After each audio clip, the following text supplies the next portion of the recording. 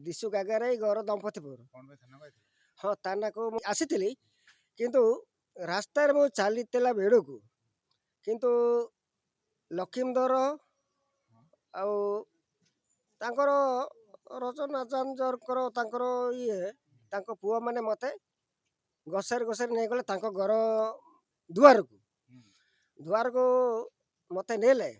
ମୋତେ କ'ଣ କହିଲାନି ଯେ ରଞ୍ଜନ ଆଚାର୍ଯ୍ୟର ତମେ କ'ଣ ବିରୋଧ କରୁଛ? ନାଇଁ ମୁଁ ଜାଣିନି, ନାଇଁ ଜାଣିନି, ତା ହାତଟାକୁ ଭାଙ୍ଗିଦେବି କହିଲେ। ଲକ୍ଷ୍ମୀଧର ପୁଅ ଯେଉଁ ବାବନ ହାତ ଧରିଲା ମୋତେ ମୋଡ଼ିଦେଲା। ତାପରେ ମୁଁ କ୍ଷମା ମାଗିଲି, ମୁଁ କାହା ବିରୋଧରେ ମୁଁ ଯାଉନି, ସେତିକି ମୁଁ କ୍ଷମା ମାଗିଲି। ତାପରେ ମୁଁ ଥାନାରେ ମୁଁ ଏଫଆଇଆର ଦେଲି।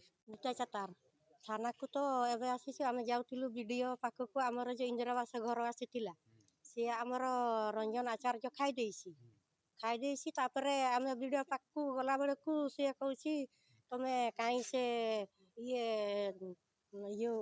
ଆମର ବିରୋଧୀ କରୁଛ, ଆଉ ଯେଉଁ ଅଭୟ ବାରିକର ସପୋର୍ଟ ହେଉଛ। ଆମ ଯେଉଁ ଇନ୍ଦିରାବାସ ଘରଟା ଖାଇଦେଇଛି, ତାପରେ ଆମେ ତ ଦୁଃଖ ବୁଝିବାକୁ ଯାଇଥିଲୁ ଯେଉଁ ଅଭୟ ବାରିକ ପାଖକୁ, ଆମକୁ କେମିତି ମିଳିବ? ତାପରେ ସେମାନେ ସୁଧାସୁଧି କରୁଛନ୍ତି। ସେ ସୁଧାସୁଧି କଲାଠୁ କହୁଛନ୍ତି ତମେ ତାଙ୍କର ବିରୋଧୀ ଯଦି ହେଉଛ, ତମେ ସେ ଗାଁରୁ ତୁମକୁ ତଡ଼ି ଦିଆଯିବ। ସେଥିପାଇଁ ଯିଏ ଆମ ଗାଁ ଲୋକ କହୁଛନ୍ତି ଗାଁରୁ ତଡ଼ିଦେବୁ, ଆଉ ପାଣି ଫାଣି ସବୁ ଯେଉଁ ନବୀନ ସରକାର ଦେଇଛି ପାଣି ଫାଣି ସବୁ ବନ୍ଦ କରିବୁ।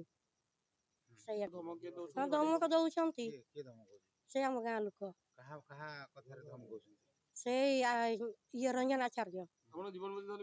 ବିପଦ ଅଛି, ଆମର ଜୀବନ ଯଦି ବିପଦ ହବ ସେ ଯେଉଁ ରଞ୍ଜନ ଆଚାର୍ଯ୍ୟ ଦାୟୀ।